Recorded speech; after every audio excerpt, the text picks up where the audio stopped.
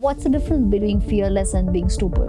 We made a very good friend, Indian guy from Rajasthan who was there. The day we were to go for summit push, en route we saw his dead body. What? We were about to reach the summit camp. I saw one guy sitting because there were heavy winds. Next day I came back, I saw the guy sitting there. This guy sat, didn't get up. Frozen. See, everybody who is doing adventure knows the inherent risk. Everest is 60% mental, 40% is physical. He was wrong. It's much more mental than what he was mentioning.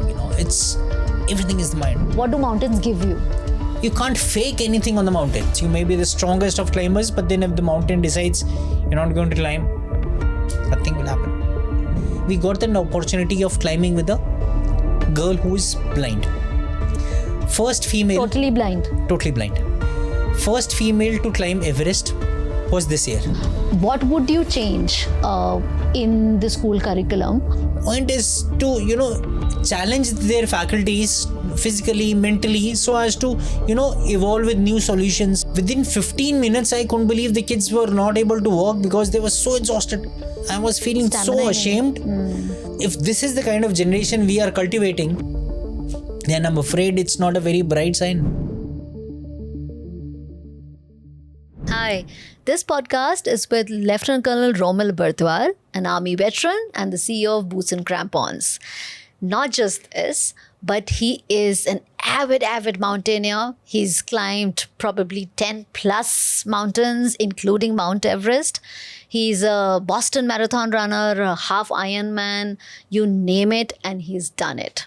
So he's talking about attitude, resilience, frame of mind, young people, and expeditions. I hope you enjoy it.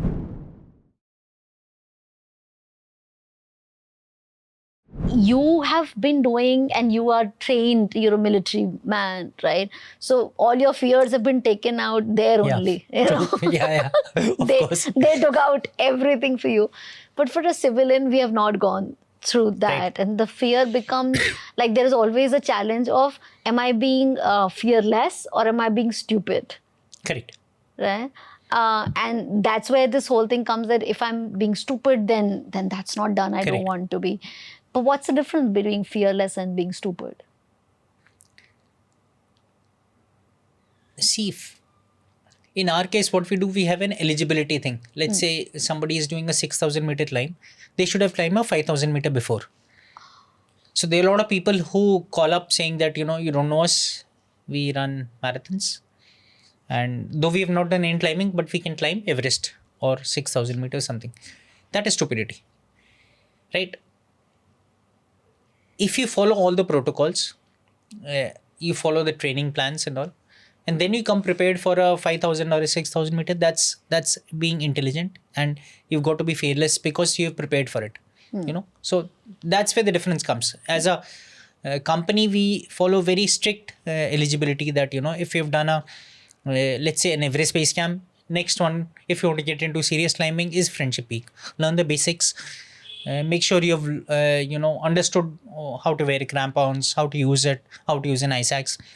Once you've done that, then you come to a 6,000, let's say, say. Once you've done that, then you come for a 7,000. So if you go step by step, that's the right way to do. Otherwise, you can always be foolish and keep trying without, proper guidance. And then it could be a nightmare. Exactly. Chances are it will be. Because not prepared for Yes. that. So what is like being in special forces and being military trained? What is it that the special forces taught you about, let's say, leadership, about handling stress, right, about managing within chaos? Because I guess your training comes largely from that. Of course. And I have no access to it. So what were you taught? See, first and foremost is things can go wrong, even once you're prepared and all. So it's just that you don't have to panic. There is always a solution to everything which can go wrong, right? It's never a thing wherein you'll have a situation ki, ab kya hoga? There's never a point like this. You'll always have a solution to any situation. I'll tell you what. Like this time, we were climbing up. During training, there was this lady I won't name her. It just happened. So she was climbing with us, and during training, she just fell down. And she fell down and she got, hooked, and she didn't get hurt and all. And I was like, now she'll be in a difficult mode and all, and it'll be difficult to handle. And afternoon, I went to her tent and I was just to check. And she was perfectly smiling. And I said, what? She said, Romil sir, I'm sorry I fell down and all. I was like, I was feeling bad that, I fell down, you'll panic and I'll have to control and I'll have to. She said, no, it happens, that way. Can you believe next time she was climbing again on the Khumbu Glacier? She was going from base camp to Camp 1, and there are ladders because they are big crevasses. She was crossing the ladder, she fell down. And again, she got hooked onto the rope and got up. So it's just that she didn't panic. That's why everything was under control. If you panic, you can do something stupid and then you make it worse, right? So keep that in mind that, always things can go wrong. It's just that you don't have to panic because there's a solution to everything. In that case, once on Khumbu Glacier, there was a Sherpa who helped her, get out of it. She was fine. She got hurt on the eye, just beneath the eye and all. So time and again, things were going wrong. But then it's just that she didn't give up. Wow. She made it to the top. She had frostbite, but then things are safe. She could have panicked again. Romil sir, I have frostbite. I'll lose this, I'll lose that. Yeah. These things do happen. You can prepare whatever you want to, but then be prepared that if things go wrong, there's help which is available. There's a solution and it'll be fine. And if you don't panic, then you can get to that solution. Exactly, yeah. But if you panic, then solution could be right in front of us and we won't see we it. can make it worse. That's a big one. Seriously. Happens quite a lot. So again, we were in Siachen. We were preparing for Everest. That was 2018, 19 in the initial part. I was at the summit camp. We were training, and then last 3-4 days it's been snowing heavily. So there was a radio call tick saying that Romil, don't go for summit push today because the weather is, chances of avalanche and all is high. We were at about 5,500 odd meters, and we had a special forces team. So I as a team leader thought that if you are at 5,500, your target is Everest. So you've got to take chances, calculated risk, what we call. So I said, we'll go ahead and we'll go for the summit push. We went, 15 of us. We were going tuck. And suddenly there was an avalanche. And avalanche, the earlier avalanche I'd seen was 1998, wherein one person had Somebody died. So I had those bad memories, right? And the moment I saw avalanche, I turned back. The way they teach us that you got to leave the path of the runaway zone wherein the avalanche is coming, you leave that path and try and get away. But then it's so fast that it's only for the learning aspect, not on ground. Not on ground now. Yeah. So the moment I could gather what's happening, I was inside the avalanche and taking a few rolls. And within that fraction of a second, the way they say कि पूरी life आपका सामने जाती है, that thing happened and it struck me कि यार बताया था कि आज नहीं जाना, and still you are risking not just your life, the team's life, and that's not correct. And then these thoughts are in my mind. Then I'm realizing कि यार if I'm thinking, तो life तो है, मतलब I'm not dead as yet. And once that is there, then I said, okay, if life is there, then hope. And I just before I could gather, the avalanche stopped and I was kind of waist deep. I turned back looking at the team, ki, how's everyone? Because, that guilt of getting everyone into it was there. And I couldn't believe because they say, जहाँ पे एक बार avalanche आता है वहाँ second avalanche आता है. And the moment I turned back, I saw a bigger avalanche. And then it was like... And there wasn't enough time in between these two for you guys to disappear from there. Nothing. It was too fast. I mean, the moment I turned, I saw an avalanche and I said कि बचना होता तो एक बार बच जाते. अब second आया तो मतलब that's the end. And दिमाग में वही चल रहा है कि you shouldn't have done whatever. And then again these things happened and then I realized कि यार I'm thinking so much तो जिंदा तो चल ही रहा हूँ मैं, मतलब it was that dilemma कि जिंदा है या it's the end. You were thinking whether I'm alive or not. Exactly. It's difficult to that time. And I'm taking a roll. बाहर निकला तो I was kind of shoulder deep inside the snow. I turned back. मैंने कहा अब तो भागना है before the third avalanche comes. And what we do is, you count कि all 15 are there or not. कहीं कोई दब गया तो आप तो निकल लिए भी नीचे, वो रह जाएगा. वो रह गया. And we started counting from first guy, first, second, third. जब तक मेरे पास आया 15 हो गया. And I said everybody is safe. वो कहते हैं ना, जहाँ पे मैं जाको रखे साइयाँ मार सके ना कोई. Exactly. Extreme luck because avalanche nobody survives. Yeah. It's very difficult. And like two Exactly. Back to back. Like one you survive, like okay fine, given a chance, but second one you just keep rolling down and go that. You realize कि आज तो मुश्किल है. Scared you become because in case something is like, I'll give you this example, this 16-year-old, right? We made a very good friend, Indian guy from Rajasthan who was there. He used to come to our camp quite often. We used to have tea, coffee, everything, meals, because we had an Indian cook. So the other teams didn't have. So we used to call him very often. The day we were to go for summit push, en route we saw his dead body. What? And imagine, for us, we are seasoned guys. We have been there earlier and all. Team asking us, Romil sir, is it true? And I'm saying, shut up. Let's not listen to any rumors. Once we go back, knowing fully well that, it's true. It's true. And then we see the body. Body with, the down suit, with Indian flag, everything. And imagine 16-year-old with me, seeing that body and the whole team. And he was very close, because we used to meet very often, and very strong climber. Very, very strong climber. Just that things were not in favor. So we were about to reach the summit camp. I saw one guy sitting because there were heavy winds. And I thought I sat for 2 minutes. Then I went up to the summit camp. Next day I came back. I was returning from the summit camp because the summit didn't happen. Other team members went. I saw the guy sitting there. This guy sat, didn't get up. Frozen there. Because, he sat down, he felt good. People who are climbing first time and all, they get worried. They get, obviously, that's normal. Yeah, you read so many stories that, there are 200 dead bodies, 300 dead bodies. But reading and seeing in person, totally different. Yeah. You're not going there to see that. Of course. And if it's a known guy, then, you're really shaken to the core. Do you think that because you want to climb a mountain, you can? Or there are forces, there are mysteries that go beyond my will? No, obviously, not just big mountains, even small mountains and all, you're never sure you'll be able to climb.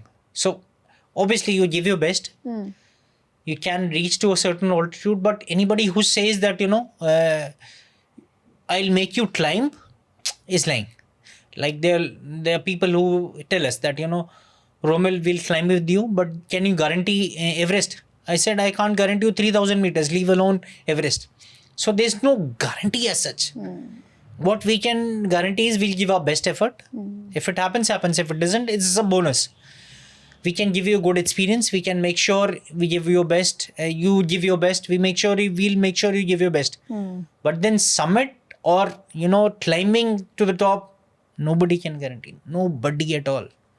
So it doesn't work that way. Yeah. Forces, many. So you can't even imagine so many variables can go wrong. What do mountains give you? I would say humility, because you can't fake anything on the mountain. Whatever the true personality of a guy or girl is, that will come in and out. You can see through people once you're on the mountain. You can't just say that you're so and so and all. You just are bare bones once you are climbing. Nothing else, right? So that we have seen in almost 100% of people who climb with us. They may be the top shot once they are in Delhi, Hyderabad and all, but once you're on the mountain, you are no one. You're just a simple guy who just at the mercy of mountains to let you climb. Just simple as that. Nothing else. You may be the strongest of climbers, but then if the mountain decides you're not going to climb, nothing will happen. So like this whole experience that it gives you the sense of humbleness and humility. Yeah. Is there something that these mountains take away from you? Ego. You know, you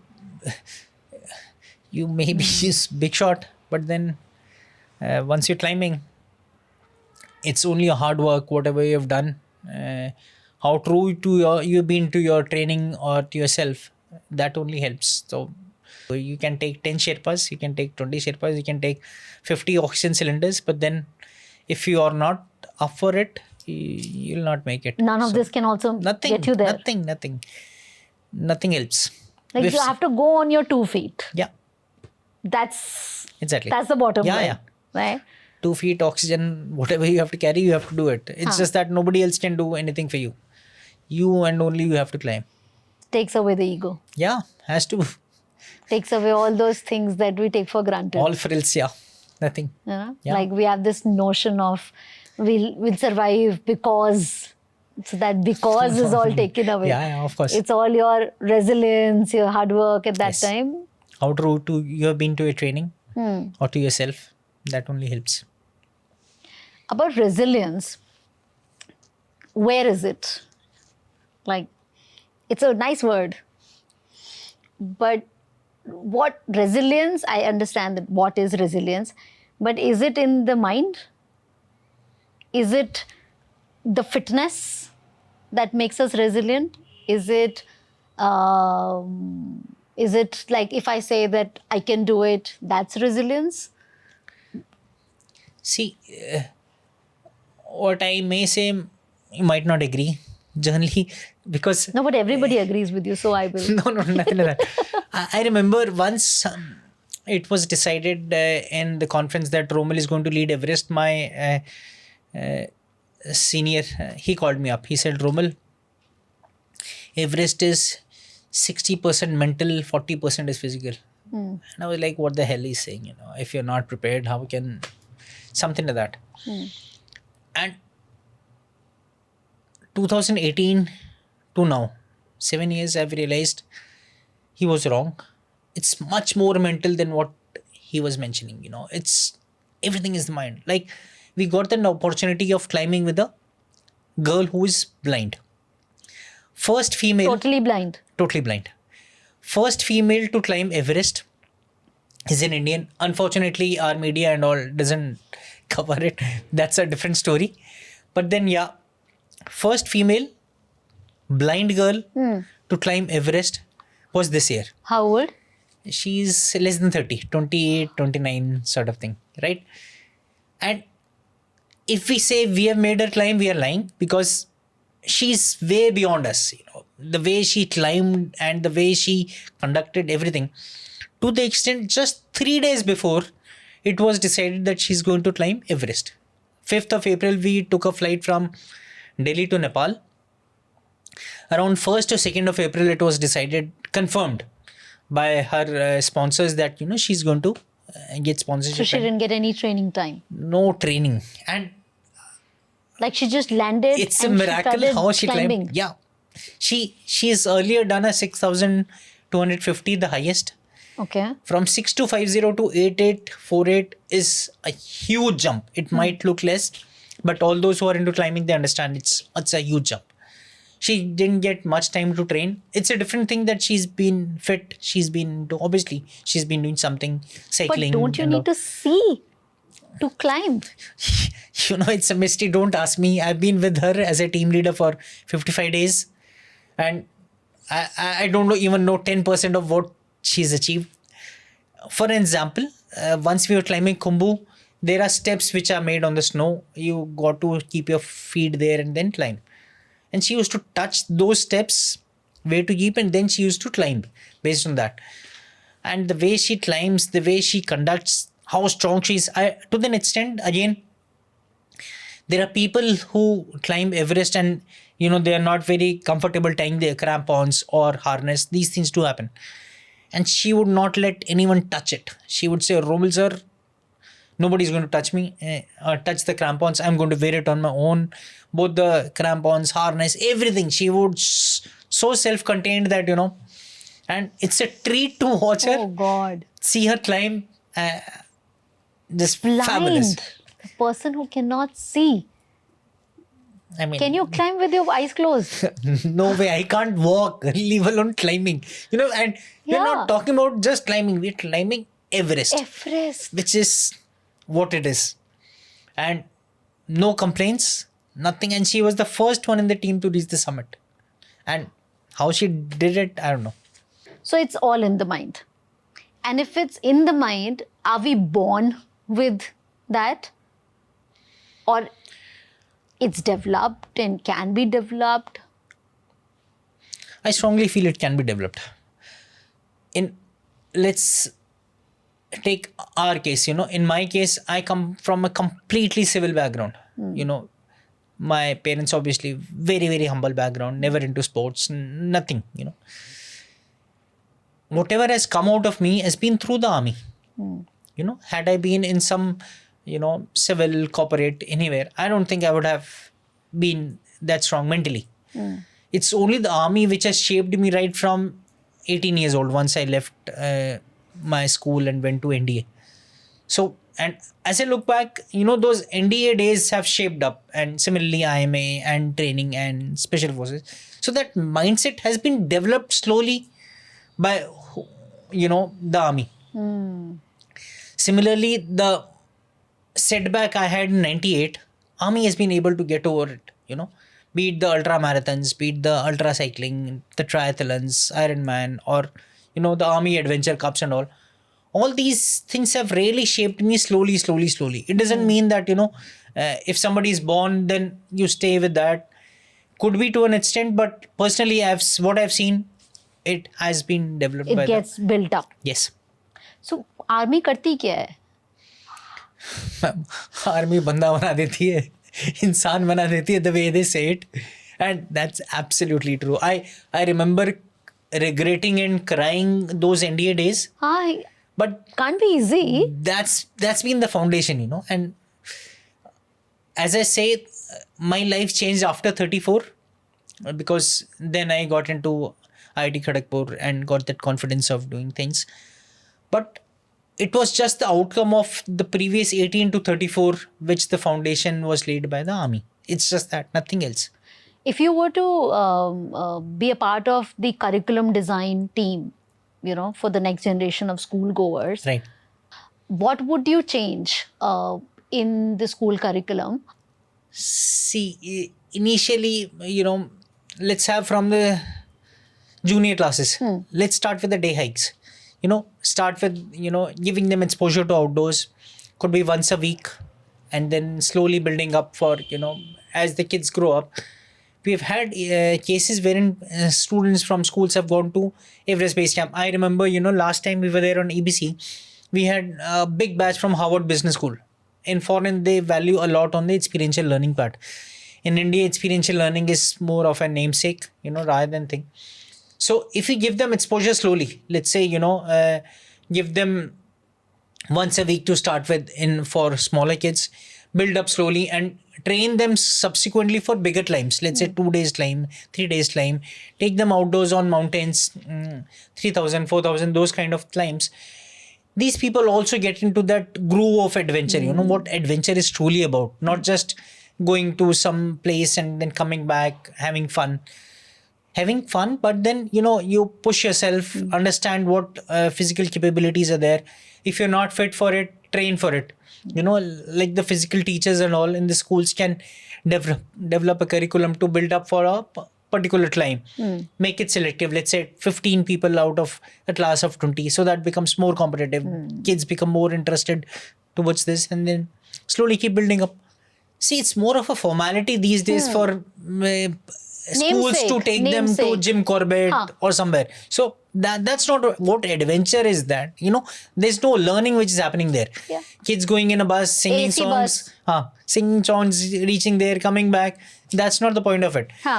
Point is to challenge their faculties physically, mentally, so as to evolve with new solutions and come up with things which are generally not happening in, like I remember we did a program in Ahmedabad for one of the colleges, and you won't believe it was meant to be a 3 or 4 hour of hike which we had planned, because we from the army, they said, okay, within 15 minutes I couldn't believe the kids were not able to walk because they were so exhausted.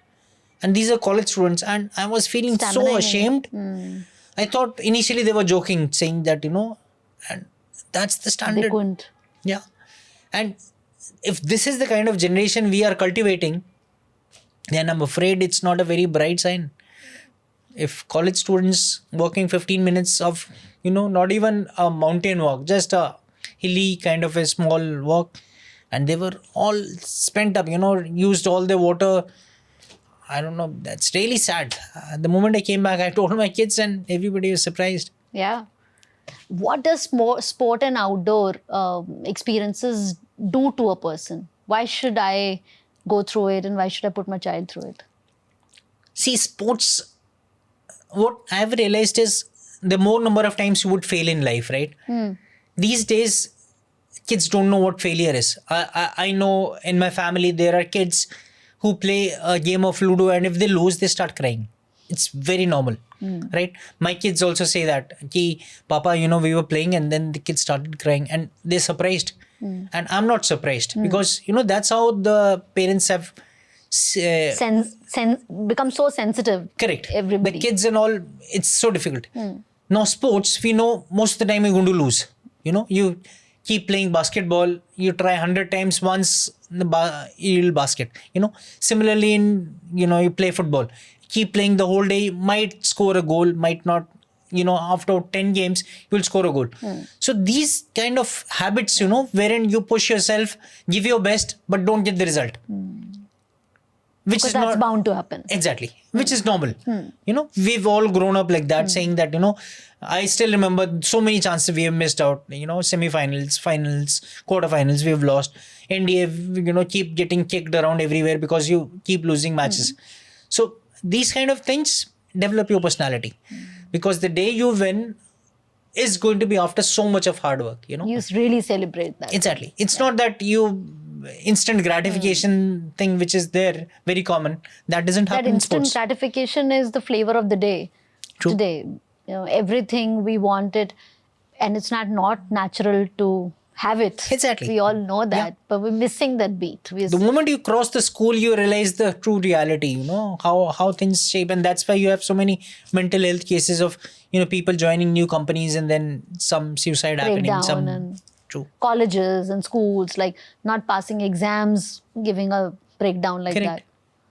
that. It's like we as parents and society is giving that pressure. Yeah. And thinking that the way I know success can be defined is the only way. Exactly. That it is, and then we are passing it on to our children. True. So now that Boots and Crampons is a business, Right.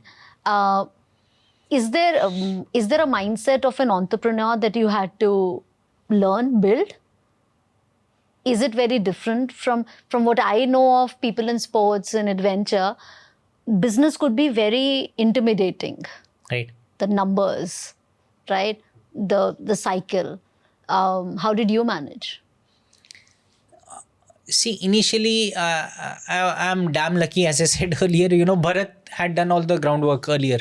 So by the time I joined, we already had a name which was there. It's just that from there, we have never turned back. We have never looked back. We've been growing very well. But focus has never been on the business part of it. Focus has always been on, experiences of the people who join, that they should feel that, they've learned something, they've explored things which they were not aware. Yeah. So if you see our Google reviews, if you see the people who join us, we have a lot of repeat climbers who keep coming to us. And like for the Everest team, all these climbers have been there with us for the past 2 years, 3 years. They've been climbing Denali, they've been climbing some other peaks everywhere. So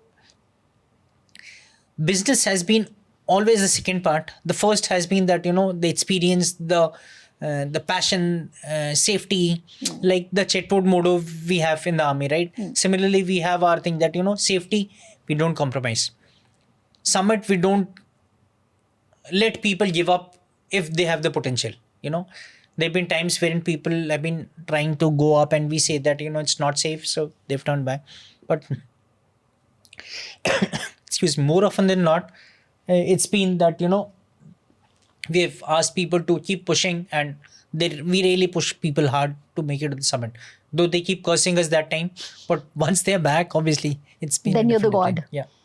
But if you've not been on an expedition by yourself, I wonder, like, then it's like the expedition that you're going with the team. Yeah. Does it not bother you that you, like, again, it's a have to, right? It's an expedition that's been crafted for other people. Right. And you're supporting them. You've been through it many times. So then it becomes business as usual. Where does the adventure guy in that be? Oh, that's a lot of adventure, because every time you're getting new people, new weather, new challenges, new conditions, like weather. Lhotse on any day would be terrible, much more difficult than Everest. But, the same route, the same place, but weather is different, makes everything different. Your life changes, on a different day. You would have, I remember the day we were going for summit was 2 days before that, 5 Sherpas had gone because there was a guy who died just 100 meters below Lhotse. So on a difficult day, mountain is different. Same mountain, two On a different different times, totally different. And then you have different teams, different Sherpas, different team members, different challenges. So actually nothing is same. Nothing at all. It's just like in your head that it is the same place that you're going to. Yes. Or aiming to go to. Correct. But nothing is same. Nothing at all. So then that means that you, like, even if you keep summiting the same peak again and again, it's like a whole new experience It's all a the different time. mountain altogether. Really? Yeah. Like bore नहीं होता कुछ भी. Like Nothing at all. I get it that bore होने जैसा नहीं है, but then it's like work. It's finally responsibility, work, and it's the same mountain that you've been to 50 other times. It doesn't feel like that. See, that's my first love. That's why I'm doing it. Otherwise I could have, like, my parents had very big plans, thinking that, son has done IIT Kharagpur, MTech, so, and IT mein kiya hua, so once he comes back from the army, he'll get into corporate. But then, going to the same office, same laptop, same chair, that is more boring, or going, Friendship Peak or Kangyatse or something again, which is more boring. I'm sure people who climb, they would be able to answer They that. would know that. And you feel that if we, as schools, as colleges, as parents, as Boots and Crampons, if we push the youth of today, we will be able to see a better day than what's currently looking. Oh, of course, yes. We see a lot of difference in the kids who join us for the climb. Like a lot of my course mates, their kids 11th, 12th, after the exams, they joined us for the climb. And once they've gone back, the kind of feedback we've got from their parents is amazing. And we surely want kids to explore outdoors, because that's where the real growth happens, the learning happens. And obviously the fitness is obviously there if you're doing something like that. So it's must. Right? Absolutely And must. absolutely. I mean, I vouch for it as a parent. And, True. I mean, because the kind of skills that we learn, be it an adult or a child, while being in an unfamiliar, unknown Yes. territory, are those life lessons of resilience, of your own strength, of how much your mental attitude Correct. plays versus your physical attitude. True. Of what a teamwork looks like, what collective fear looks like, and Exactly. collective energy, that cannot be taught in books. Impossible. At Impossible. all. Yeah. So, I mean, the best thing is to really just put our children out there Yes. and let it flow. Absolutely. Thank you. This was like, we'll have many more conversations, Romil. Be aware Sure. of that, No. because with all these experiences, there is experience किसी और का हुआ, but सीखा मैंने It's fine. because you shared it. Yeah. So thank you so much. Thank you for your time. Keep flirting with the fish. Thank you so much for the invite. Really enjoyed the conversation. So yes, what's more boring? Going to the same mountain or anywhere out in the nature again and again, or going to the same office and sitting on the same table and chair again and again? What a perspective. Loved it.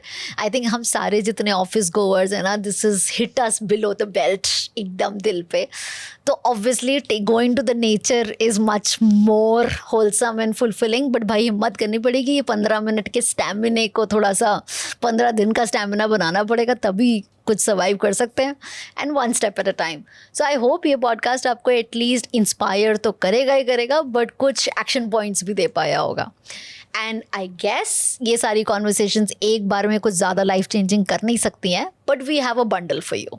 So we have many eminent guest जो कि यही life जीते हैं सालों दर साल. So Anand Swaroop is somebody that we did a podcast with long back. I hope you've heard it. But he has been an army veteran as well and an avid mountaineer. Mount Everest, South Pole, attempted North Pole, and you name it. He's also somebody जिनकी history से आपको ये समझाएगा कि बचपन से ही जब वो कुछ हटके वाले बच्चे होते हैं ना, जिनको हम नॉर्मली चुप करा देते हैं कि क्या कर रहे हो, ये कैसे रिस्क होते हो, बट अगर ना उनको चुप कराया जाए तो वो ऐसे बन जाते हैं, fearless, bold, bindas. So that is what you should listen to Anand Swaroop for. And then we have Hana and Jacek, a couple from Poland जो नॉर्मल कॉर्पोरेट लाइफ में बड़े मस्त थे पोलैंड में, बट उन्होंने एक सपना देखा था कि वो राउंड द वर्ल्ड जाएंगे बाइक पे. वो पोलैंड से इंडिया आए बाइक पर in the middle of the Ukraine war and everything going on. Took them a year और वो आज तक अभी तक घर नहीं पहुँचे हैं बिकॉज दुनिया इतनी बड़ी है हमारी. And not stopping at this, but we have a father and a son duo also who rode a cycle from Germany to India. Yes, on a cycle they came from Germany to India, father and son. Father about 70 years, son about 35 years. Yes, so that is Johannes and Christopher for you. Amazing amount of inspiration. And actually the people जिनके पास पहले से ऐसा कोई background नहीं था, कोई ऐसा कोई experience, कोई ऐसा जानने वाला नहीं, but just जुनून है तो भाई जुनून है, and they could do it because they were fit. So it's all about the mental fitness, the physical fitness, knowing the right people, doing the right things, and just being fearless. I hope you're liking these podcasts. Keep flirting with the fish.